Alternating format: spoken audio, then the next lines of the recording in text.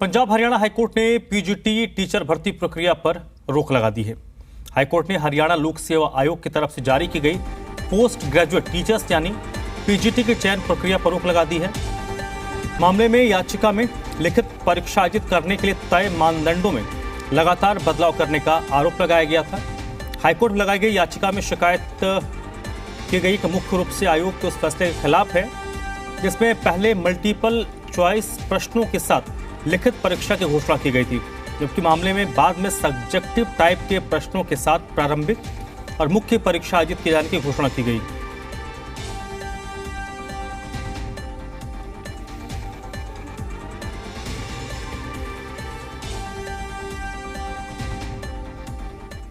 और विजय राणा इस वक्त मेरे साथ जुड़ चुके हैं इसी पर ज्यादा जानकारी के लिए। विजय, इस फैसले के बाद हजारों बच्चों पर इसका असर पड़ेगा, लाखों बच्चे तैयारी कर रहे होंगे, और सरकार का क्या कुछ पक्ष आया इस फैसले पर?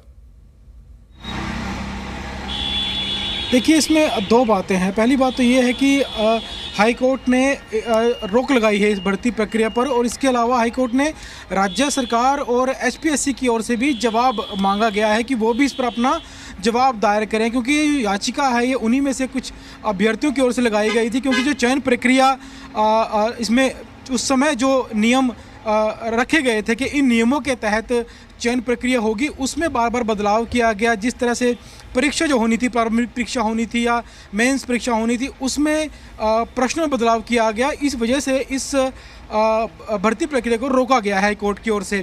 राज्य सरकार का क्या जवाब आता है, वो जवाब हाई कोर्ट की ओर से मांगा गया है, एचपीएससी की ओर से मांगा गया है। उनका जो जवाब आएगा देखना होगा कि वो अपना किस तरीके से बचाव करते हैं, क्या जवाब इसमें देते हैं। क्योंकि जानकारी के अनुसार जब ये 2019 में ये भर्तियां निकाली गई थी, ये भर्तियां एचएसएससी के थ्रू निकाली गई थी, ठीक है। उसके बाद नवंबर 2020 में ये जो भर्तियां थी वो एचपीएससी के पास आ गई थी, यानी फिर इनका जो भर्ती प्रक्रिया थी वो एचपीएससी के पास आ गई थी। शुरुआत में कहा गया था कि जो ये इनकी परीक्षा होगी वो परीक्षा ऑब्जेक्टिव मल्टीपल चॉइस जो क्वेश्चन होते हैं उनके तहत की जाएगी, साथ में लिखित परीक्षा होगी। लेकिन बाद में जो ये परीक्षा थी उन्हें व्यक्तिपरक प्रश्नों का कर दिया गया था, यानी जो सामान्य प्रश्न होते हैं कि वो प्रश्न इसमें लिए जाएंगे। और कहीं ना कहीं इसी बात से जो अभ्यर्थी थे, जो तैयारी कर रहे थे, उन्हें भी एक झटका था। क्योंकि पहले जो लोग तैयारी कर रहे थे वो ऑब्जेक्टिव क्वेश्चंस के लिए लेकर तैयारी कर रहे थे कि जो पैटर्न था परीक्षा का, उस पैटर्न से परीक्षा आएगी उसको लेकर तैयारी कर रहे थे।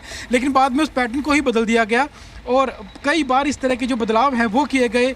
उसके चलते जो है याचिका लगाई गई थी हाई कोर्ट में कि आखिर जो अभ्यर्थी हैं वो करें क्या, जो परीक्षार्थी हैं वो क्या करें, वो किस पैटर्न को लेकर तैयारी करें, कैसे वो परीक्षा दें। क्योंकि आमतौर पर नियमों में यही होता है कि जब कोई भर्ती निकाली जाती है तो उसके नियम पहले बता दिए जाते हैं कि इस नियमों के तहत जो है वो परीक्षा होगी, इन नियमों के तहत भर्ती की जाएगी। यानी भर्ती निकालने के बाद उन नियमों में बदलाव की गुंजाइश बेहद कम होती है, लेकिन इसमें बार बार बदलाव किए गए, पहले ऑब्जेक्टिव क्वेश्चन फिर सब्जेक्टिव क्वेश्चन। तो इस तरीके से जो फिर याचिका लगाई गई इसके खिलाफ, और हाई कोर्ट ने उसी याचिका को देखते हुए इन पर फिलहाल रोक लगा दी है और हरियाणा सरकार और एचपीएससी को भी जवाब दाखिल करने के लिए निर्देश दिया गया है। जी ठीक है। अब कोई तारीख दी गई कब तक जवाब देना है एचपीएससी को और सरकार को? मिल पाई है, उसमें तारीख हमारे पास नहीं पहुंच पाई कब तक इसमें जवाब देना है। लेकिन पिछले लगभग देखा जाए तो 4 साल का वक्त बीत चुका है और 4 साल में बार बार नियम बदलने की वजह से ये भर्ती प्रक्रिया जो है ये पूरी नहीं हो पाई है। और 4 साल एक लंबा वक्त होता है, बहुत से अभ्यर्थी जो है इसकी तैयारी भी कर रहे थे, इसका इंतज़ार भी कर रहे थे, लेकिन ये नहीं हो पाई। तो इसलिए अब कम से कम हरियाणा हाई कोर्ट ने उनसे जवाब जरूर मांगा है और जल्द से जल्द हरियाणा सरकार और एचपीएससी कोशिश रहेगी कि जवाब दाखिल किया जाए। और इस जवाब दाखिल होने के बाद ही ये साफ हो पाएगा कि आखिर किन कारणों के चलते जो है वो नियमों में बदलाव किया जाता रहा है। अगर हाईकोर्ट सरकार के और एचपीएससी के जो जवाब होगा उससे अगर संतुष्ट होगा तो इस बारे में अगला फैसला सुनाया जा सकता है, भर्ती प्रक्रिया को बहाल भी किया जा सकता है। लेकिन ये अगली जो सुनवाई होगी जिसमें जवाब दाखिल किया जाएगा उसके बाद ही पता चल पाएगा कि राज्य सरकार के और एचपीएससी के जवाब से हाईकोर्ट कितना संतुष्ट होता है, या जो याचिका लगाई गई है वो उस ज़्यादा वो प्रभावित हाईकोर्ट को कर पाती है। ज़्यादा सच्चाई जो है, ज़्यादा जो तथ्य रखे गए हैं वो ज़्यादा किसकी ओर से रखे गए हैं, याचिका में या सरकार के जवाब में। जी